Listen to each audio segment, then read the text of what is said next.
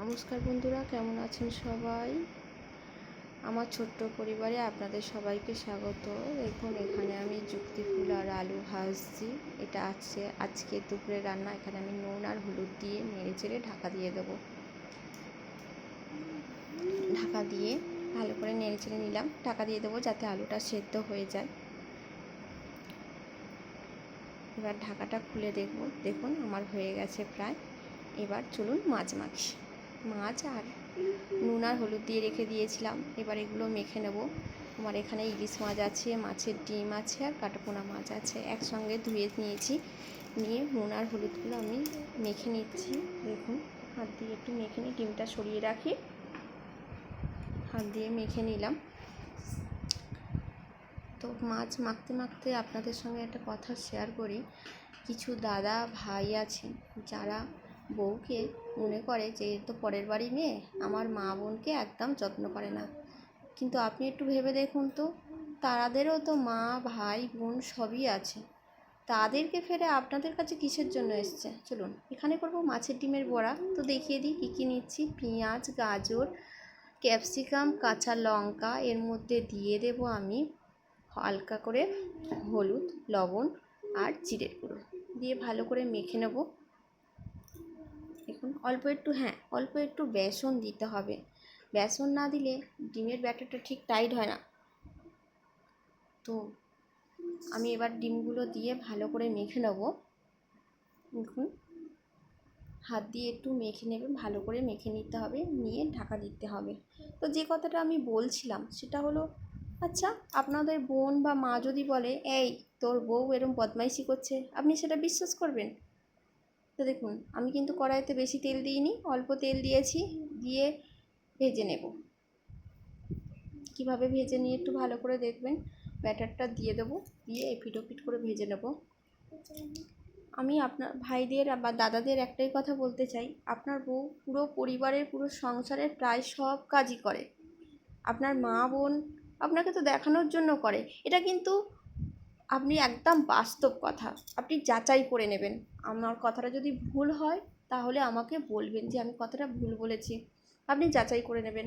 আপনি বেরোনোর পর পর একটু পরে, কিছু পরে, হয়তো 10 থেকে 15 মিনিট পরে আপনি ঢুকে দেখবেন যে আপনার মা বোন আরাম করছে আর আপনার বউ খাটছে। সমস্ত কাজ করে নেওয়ার পরে ওরা হয়তো 2টো বাসন মাজলো আপনার দেখানোর জন্য যে আমি কাজ করছি। এটা কি কাজ বলে? তাহলে ভারী ভারী কাজগুলো কে করলো? আপনারা এইটুকুও খবর নিতে পারেন না? আর যদি খবর নিতে নাই পারেন তাহলে বিয়েটা করতে যাচ্ছেন কেন? অবশ্যই আপনাদের মা বোন ভাই পরিবারের সবই অবশ্যই আগে, কেন আগে নয়? কিন্তু যে মেয়েটা আপনার জন্য তার নিজের পরিবার ছেড়ে আপনার কাছে এসছে শুধু কি খাওয়া পড়ার জন্য, সে তো চাইলেই পারতো তার বাপের বাড়ি থেকে কিছু করার। সে তো চাইলেই এটাও পারতো তার মা ভাইদের কাছে থেকে সে একটা চাকরি করার। সে কি পারে না? একটা মেয়ে কি চাইলে চাকরি টাকরি করতে পারে না? আপনারা নিশ্চয় জানেন। তো দেখুন, ডিমটা আমি এখানে দুভাগ করে নিয়েছি, কারণ চারিদিকটা ধারটা হয়ে যায় কিন্তু মাঝখানটা হয় না। মাঝখানটা একটু চেপে চেপে করে নেবেন, বড় করলে ছোট ছোট করে নেবেন, দেখবেন তাতে অসুবিধা হবে না। এবার আমি এগুলো ছোট ছোট করে ভেজে নেব। তো আপনাদের দাদা ভাইদের কাছে একটাই রিকোয়েস্ট, আপনারা মা বোনকে কিছু বলতে পারবেন না, এটাই স্বাভাবিক, কারণ তারা ছোট থেকে আপনাকে মানুষ করেছেন। এটাও আপনাদের মাথায় রাখতে হবে যে আপনার স্ত্রী, কিন্তু আপনার মা তো বড় জোর 30-35 বছর আপনাকে মানুষ করছে বা দেখছে, তারও কম। কিন্তু আপনার স্ত্রী আপনাকে, আপনার মা বাবাকে, আপনার বোনকে সারা জীবন দেখে রাখবে, তার যতদিন ওই বাড়িতে প্রাণটা থাকবে, তাই না? সঙ্গে যদি আপনার নাতি নাতনি হয়ে যায় তবুও তাকে দেখে রেখে দেবে। তাহলে পারলে একটু স্ত্রীকে সম্মান করুন। দেখুন, আর যাই হয়ে যাক, স্ত্রী তো আপনাকে ছেড়ে যায় না, তাই না? যারা যায় তারা শ্বশুরবাড়িতে অবহেলা পেয়েই কিন্তু তবে যায়। এমন নয় কিন্তু তাদের যত্নে রেখে দিয়েছো তবুও তারা চলে গেছে। আচ্ছা, আমাকে এরকম একটা দেখাতে পারবেন যে তাদেরকে যত্নে সযত্নে রাখা হয়েছে তবুও চলে গেছে? না, দেখাতে পারবেন না। আমি গ্যারান্টি দিয়ে বলবো আপনারা দেখাতে পারবেন না। হয়তো হাতে গোনা 2-1টা আছে, নেইও বলবো না, আছে। কিন্তু স্বভাব স্বভাব বলে কথা আছে, কিছু মানুষের স্বভাব আছে, কিন্তু সব মেয়েদের হয় না। তো আমার এখানে ডিমগুলো প্রায় ভাজা হয়ে গেছে লাল লাল করে। আপনারা একটু খুন্তি দিয়ে চেপে চেপে দেখে নেবেন। যদি শক্ত হয়ে যায় তাহলে হয়ে গেছে, কিন্তু তপতপ করে থাকলে, এই দেখুন এটা তপতপ করছে, তার মানে এটা হয়নি। এগুলো শক্ত হয়ে গেছে, হয়ে গেছে। এটা আমি একটু উল্টে পাল্টে ভেজে নেব।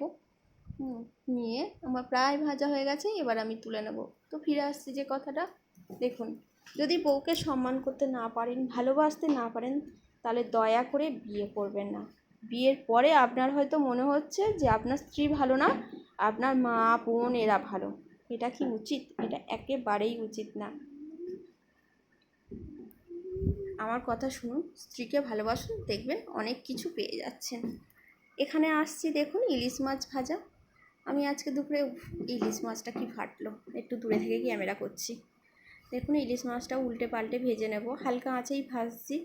আমার কড়াটা যা পুড়ে গেছে, তো আমি ভয়ে ভয়ে ভাজছি যাতে ইলিশ মাছটা পুড়ে না যায়। ইলিশ মাছ বেশি পুড়ে যায়, অল্প আঁচে ভাজতে হয়। বেশি জোরে দিলে ইলিশ মাছ পুড়ে যায়। এর কারণ আমি জানি না, কারণ আমি অন্যান্য নোনা মাছ ভেজে দেখেছি, দেখুন আমার কড়ার চারিদিকটা কিন্তু পুড়ে গেছে। আমি অন্যান্য মাছও ভেজে দেখেছি, সব থেকে কিন্তু ইলিশ মাছ খুব তাড়াতাড়ি যেমন হয়েও যায়, তেমন তাড়াতাড়ি পুড়েও যায়।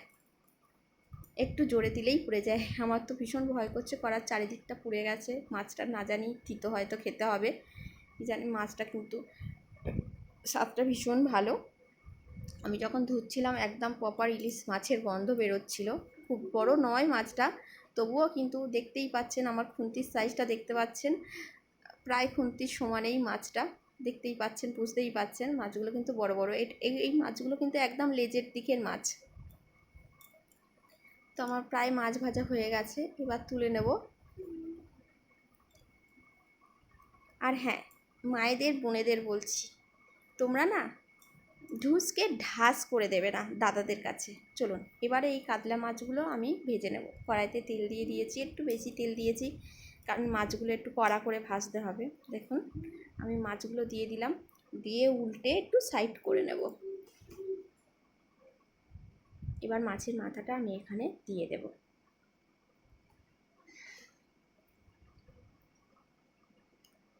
মাছের মাথাটা দিয়ে দিলাম, এবার এটা ভাজা হোক। চলে আসুন, আমরা ভাত বসাবো। তো চালটা আমি ধুয়ে নিই, আসুন। চালে জল দিয়ে দেব, দিয়ে ভালো করে ধুয়ে নেব।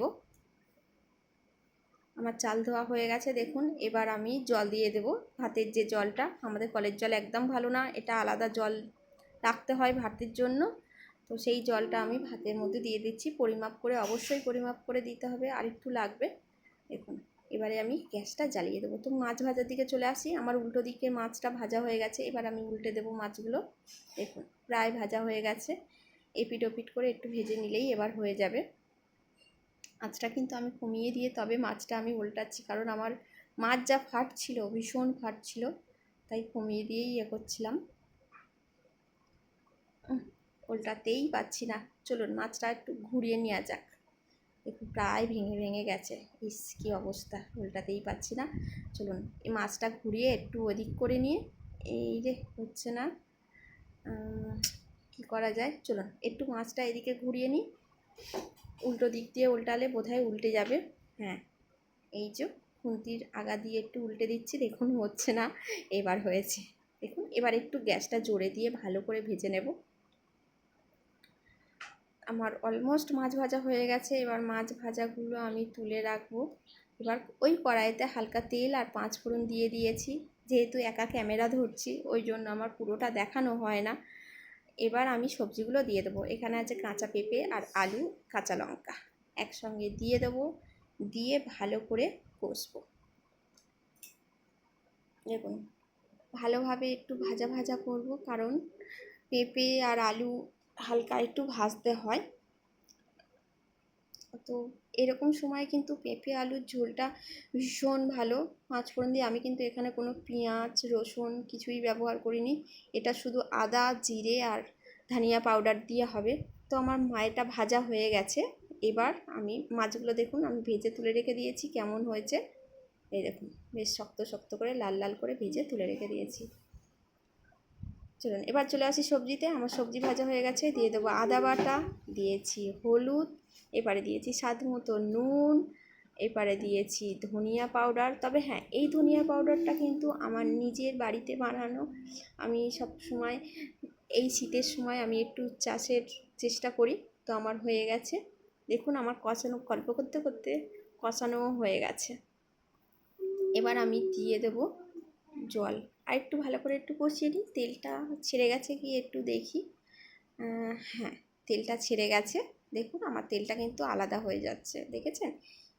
তো ভালো করে আপনারাও এরকম বেশ ভালো করে কষিয়ে নেবেন, যেহেতু আদা আর পেঁপিয়া তো। বেশ, এবার জলটা দিয়ে দেবো।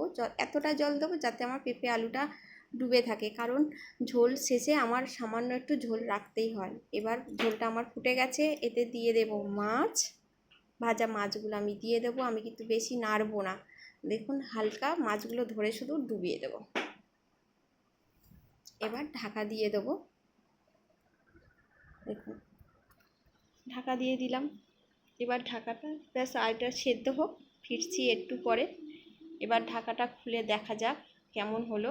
দেখুন আমার ঝোলটা অলমোস্ট হয়ে গেছে। ধনিয়া, এবার জিরে পাউডার দিয়ে ঝোলটা নামিয়ে দেবো। আমার রেসিপি কেমন লাগলো সবাই জানাতে ভুলবেন না। টাটা।